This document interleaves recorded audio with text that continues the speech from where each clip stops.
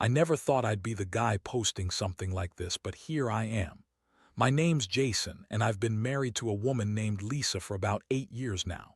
We met pretty young, and honestly, for a long time, I thought we had a solid relationship. Good communication, shared goals, the usual stuff. Until recently, everything started feeling off, and it's like I just couldn't quite put my finger on it. Little things, you know. She'd be secretive about her phone more often, brushing it off like it was no big deal when I asked. She'd cancel plans last minute, excuse herself to go work late, or run errands, stuff that seemed innocent at the time but now I see as red flags. Still, I kept convincing myself it was just paranoia. One night I was going through my stuff, nothing strange, just trying to tidy up after a long week, and I noticed my laptop had some new login notifications. I wasn't expecting any updates or anything, so I took a peek. That's when I saw it. A series of emails and messages between Lisa and some guy named Mark. They'd been chatting for weeks, and it wasn't just small talk. There was talk of plans, sneaky little messages late at night, even references to meeting up. My stomach sank. I felt like I'd been punched in the gut. How could she do this? After all these years, after everything we built. It felt like my entire world just crumbled in that moment. I didn't confront her right away. Instead, I started digging more. I found hidden folders, encrypted chats, and even deleted emails that had been carefully wiped. She's a smart woman, really good at hiding her tracks, but I'm not an idiot. I knew she was cheating, and what's worse, I found something that made it even more twisted. Records from her recent therapy sessions, specifically from her cognitive compartmentalization specialist. She's been seeing someone to help her block out memories, keep certain emotional parts of herself sealed off. I guess she thought she could hide her affair behind those walls, like her mind could keep the truth hidden forever. It's like her brain was a fortress, and she thought she could keep her secret buried behind thick walls. But those walls weren't as strong as she believed. I managed to access some records, probably because I'm a software engineer and I know how to dig through digital footprints, showing unauthorized access to sealed emotional sectors. Places where she'd stored evidence of her relationship with Mark, places I now realize she tried to keep hidden even from herself. All those sealed sectors, the walls built in her mind to keep the truth buried, those walls couldn't hold forever. They cracked open one by one when I found the evidence. It was like her mind couldn't sustain the lie anymore. I felt a mixture of anger and betrayal, but also a strange sense of clarity. Like if her brain had these compartments to keep her from remembering, maybe she was trying to protect herself, or maybe she just didn't want to face the reality of her betrayal. Either way, I was furious. How could she do this to us? To me? I started to see how deep this went, and I knew I had to do something. I couldn't just pretend I didn't know. I had to confront her, but I also needed a plan. A way to make her see that I knew everything, that her secrets had already started to crumble her defenses. I was angry, but I was also hurt, and I knew. This was only the beginning of a long, complicated fallout. The confrontation came sooner than I expected. I couldn't keep it bottled up anymore. One evening, I came home early from work, something I rarely did, hoping to catch her off guard. I needed to see her face, hear her lies, and decide what the hell I was going to do next. When I walked through the door, she was on the couch, her phone in hand, her eyes darting toward me like she'd been caught doing something even worse than I knew. My heart was pounding, but I forced myself to stay calm. "Lisa," I said, voice low but steady. "We need to talk now." She looked up at me with that bitchy dismissive smirk she always uses when she's hiding something. "What's there to talk about?" I was just... No, I cut her off. "Don't bullshit me, I know about Mark. I found the emails, the messages, all of it. How long has this been going on? Are you even sorry?" She rolled her eyes, leaned back, and crossed her arms. "Oh, please. You're overreacting. It's not a big deal. It's just sex, stuff I needed because you're never around, Jason. You're too busy with your stupid projects and your stupid mind games. Honestly, I don't even know why I bother trying to tell you the truth anymore." That made my blood boil. I could see the contempt in her eyes, her voice dripping with contempt. I told myself I shouldn't be surprised. She's always been bitchy, always had a knack for twisting things her way. But hearing her dismiss what she did like it was nothing crushed me. I wanted to scream, to lash out, but I kept my composure. Instead, I slid a folder across the table, one I'd prepared earlier. It contained the evidence of her emotional compartments, the sealed records I'd hacked into, the access logs showing she'd been trying to hide her relationship with Mark from herself. "You see this?" I said. "This is what you've been hiding. Your brain built walls to keep the truth from coming out, and I found the cracks. You thought you could just compartmentalize your feelings, hide your affair behind those sealed sectors, didn't you? But guess what? Those walls aren't as foolproof as you thought. They're cracking wide open now." She looked at the folder, her face flickering with a mixture of anger and fear. "You're crazy, Jason. You don't know what you're talking about. That's just some bullshit you made up. I don't have any secret compartments. You're just paranoid." I stepped closer. "No, Lisa, I'm not paranoid. I've seen the logs, the recordings. Your mind tried to keep this all secret, but the truth is spilling out of those walls like water through a crack. You lied from the start, and I don't know why you thought you could keep this hidden forever. But now I know everything, and it hurts.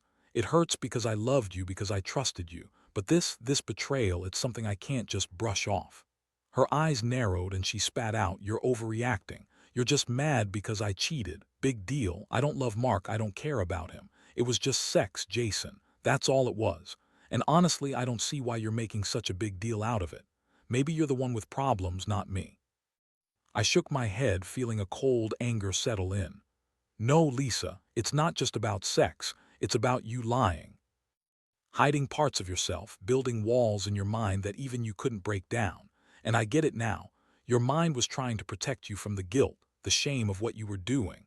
But those walls are coming down whether you like it or not. And I don't know if I can stay like this, seeing the woman I loved turn into someone I don't even recognize anymore." She crossed her arms tighter, but her smirk was gone. Instead, she looked defensive, like a cornered animal. "Whatever, Jason. You're overthinking this. And honestly, I don't even care what you think anymore. You're just the guy who's too insecure to handle the truth. Maybe I should just leave then, leave you to figure out what's wrong with your brain." That was the moment I realized I had to much more than just confront her. I had to decide what's next. Was I going to fight for us? Or let her walk away, knowing she'd already made her choice? The pain of betrayal was deep, but the pain of losing her altogether was worse. I knew I needed time to process everything, but I also knew I wouldn't let her gaslight me or dismiss what I'd uncovered. This wasn't just about cheating. It was about her trying to erase her own guilt, her own truth, by hiding behind those mental walls. And I was determined to make her face it all, no matter what that meant for us. After that night, I couldn't sleep. My mind kept circling around the revelations, her secret compartments, her mental walls, the fact that she thought she could just hide the truth from herself and me. I kept thinking about how she'd lied so effortlessly, how she'd spun her stories and dismissed everything like it was nothing. That bitchy smirk, her dismissive attitude, it all felt like a slap in the face. I'd always believed in honesty, in trust, but here I was, staring at a woman who thought she could compartmentalize her entire life, hide a part of herself just so she could keep her secret safe. I started digging even deeper. I wasn't about to let her get away with this without knowing the full extent of what she'd done. I needed answers. I found some more logs from her therapy sessions, more than just the initial evidence I'd uncovered. She'd been accessing her emotional sectors, trying to cover her tracks, but I could see the patterns now. The walls she built weren't just about hiding her affair. They were about controlling her own feelings, her memories. It was like she had a mental fortress, and I was the intruder breaking in. I sat there, staring at the evidence, feeling a strange mix of betrayal and a strange, perverse sense of understanding. I almost felt sorry for her. She'd built these walls to keep her own guilt at bay, but in doing so, she'd also kept us apart, kept her true self hidden. Now, those walls were crumbling, and I wasn't sure what the hell was going to happen next. The next day, I decided I needed to face her again, but this time with a plan. I couldn't let her keep spinning her lies or dismissing everything as if it was nothing. I wanted her to realize that her mind's defenses weren't foolproof, and I wanted her to understand that I wasn't going to walk away without demanding some answers. I still loved her, even with everything exposed, but love alone wasn't enough to fix this mess. I told her I needed to talk, and she didn't put up much resistance. She was tense, defensive, her bitchy attitude back with a vengeance. She kept trying to downplay what I found, brushing it off like it was nothing. I confronted her with the evidence again, showing her the logs of her accessing her emotional sectors, the encrypted files she tried to delete, the attempts she made to keep her affair hidden even from her own mind. "You see this?" I asked, voice steady but cold. "This is what you've been trying to hide, your own mind working against you, trying to erase what you don't want to face. You thought you could compartmentalize your feelings, keep your affair locked away in some sealed mental sector, but I see through it now. Your walls are cracking, Lisa, and I don't think you understand how deep this goes." She looked at me with her usual bitchy smirk, but it was shaky now, like she was realizing her defenses were crumbling faster than she thought. "You're wrong, Jason. You don't know what you're saying. You're just jealous, insecure. It's typical you're projecting your issues onto me. Mark and I, what we have, it's just sex, nothing serious. I don't love him, I'm not even sure I like him that much." Her words hit me hard. I wanted to believe her, I really did. But the evidence told a different story. Her mind was trying to keep her honest feelings at bay, but even she couldn't deny the truth anymore. I knew she was lying, but I also knew that her brain was trying to protect her from the guilt, from the shame. It's why she built those mental walls. She was so desperate to keep everything buried away that she'd gone to great lengths to hide her own feelings from herself.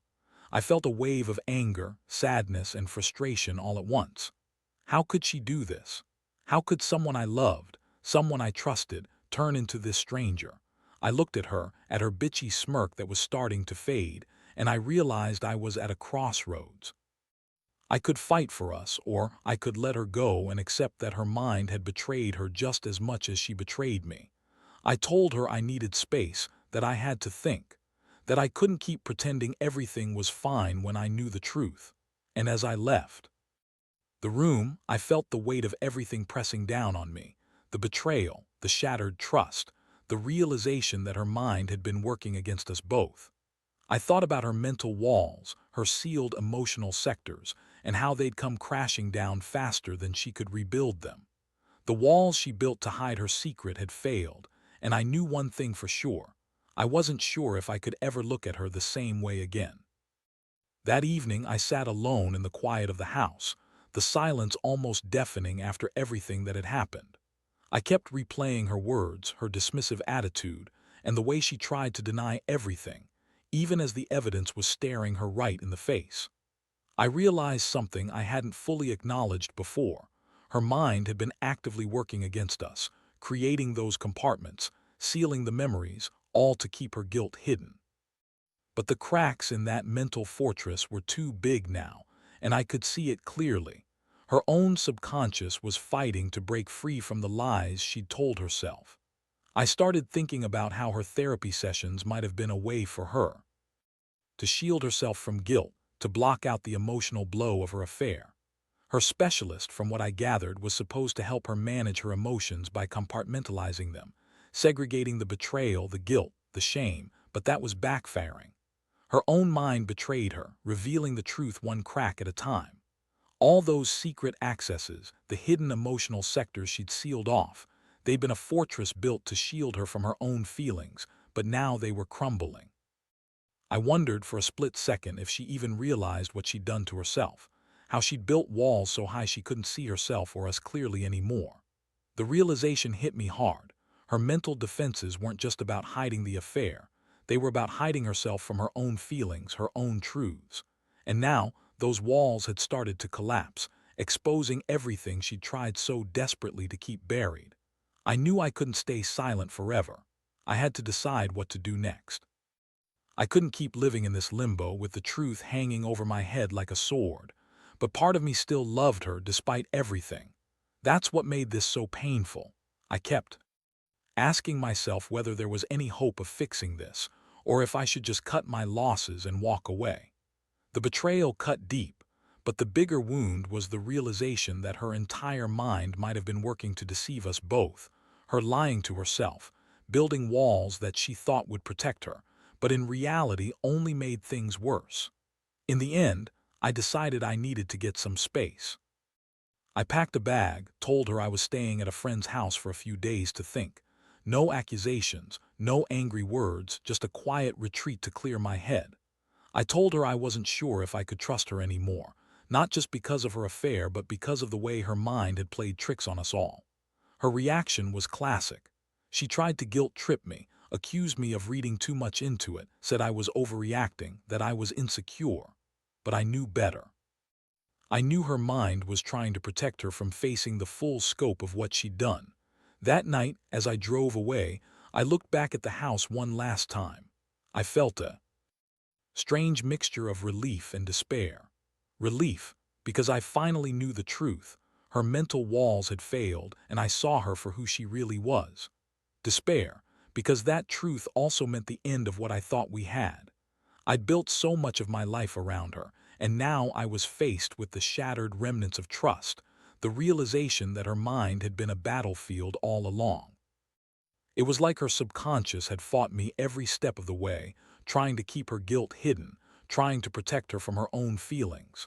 And I wondered, deep down, if she even knew how much she'd been fighting herself, how much she'd been lying not just to me but to herself.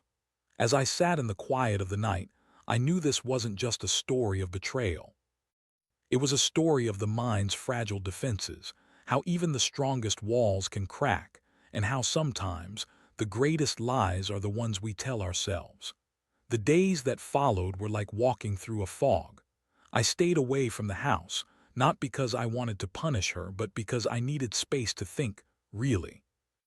Think. I couldn't shake the image of her mental walls, her sealed emotional sectors, all those layers she'd carefully constructed to hide the truth. It was like watching her own mind betray her, layer by layer, revealing the raw, unfiltered reality beneath her lies. I kept asking myself if she'd ever truly loved me, or if all those years were just a carefully maintained illusion. I spent a lot of time digging into the details of her therapy sessions, her mental compartmentalization. I managed to get access to some of her records, and what I saw chilled me. It was clear her specialist had been helping her isolate certain memories, probably to cope with past trauma or emotional pain, and she'd taken it to an extreme. She'd built walls so high, so thick, that she could keep her guilt and betrayal hidden from herself. But those walls weren't just psychological buffers, they were prisons. She imprisoned herself in her own mind, and the key was lost somewhere deep inside. That realization hit me hard. How much of her was still in there, buried behind those walls? Did she even know the extent of her own self-deception? Or was she consciously hiding the truth from herself as well as me? It felt like her mind was a battlefield, her conscious self fighting to stay intact while her subconscious, her true feelings, bled out through the cracks in the fortress. I also remembered the times she'd been bitchy, dismissive, and outright cruel when I confronted her. That wasn't just her usual attitude. It was her desperate attempt to keep me at bay, to dismiss any challenge to her carefully constructed illusions. Her lies about the affair, about her feelings, everything was just a smokescreen. She'd been trying to keep her own mind from unraveling, and in doing so, she'd pushed us both into chaos. I knew I had a choice. I could try to fix this, or I could walk away. I wasn't sure if fixing was even possible anymore. I looked at her from afar, picturing that fortress of her mind, those sealed sectors, and I wondered if she'd ever let me in again, or if I'd just be fighting her own mental defenses for the rest of my life. The betrayal was one thing, but now I saw the real damage. Her own mind had become a battleground, and I was just an outsider trying to find a way in. One particular night, I finally decided I had to confront her again, this time directly with everything I'd uncovered. I called her, told her I needed to see her, that I couldn't keep pretending everything was okay. She hesitated, tried to talk her way out of it, but I was firm. I told her I knew about her secret compartments, her mental walls, and I wanted to see if there was any part of her that still cared enough to fight for us. When she finally agreed to meet, she was visibly shaken. It was the first time I saw her truly vulnerable. Her bitchy facade had cracked. She looked exhausted, defeated even. We sat across from each other in that cold kitchen, and I laid out everything I'd found: her access logs, the encrypted files, the emotional sectors she'd sealed off. I told her I understood why she'd done it, how her mind had tried to protect her, but I also told her she couldn't keep pretending that her mind was a safe place anymore. "Lisa," I said, voice trembling, "your walls are falling down. I've seen the truth. Your mind couldn't keep it hidden forever. You built those compartments to hide the guilt, the shame, the betrayal, but now they're gone.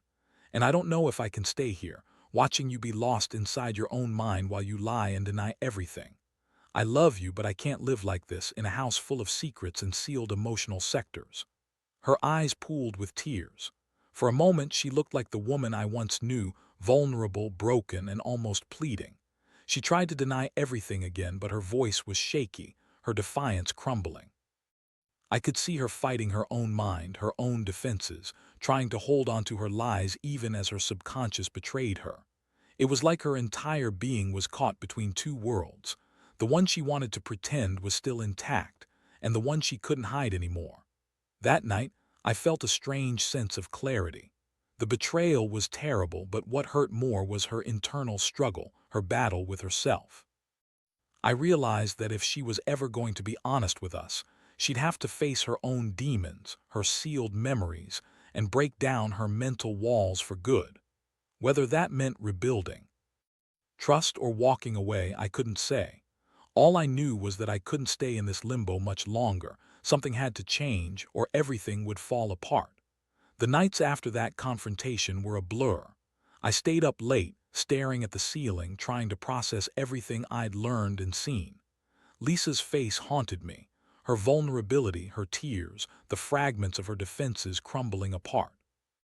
I knew this wasn't just about her affair or her mental walls.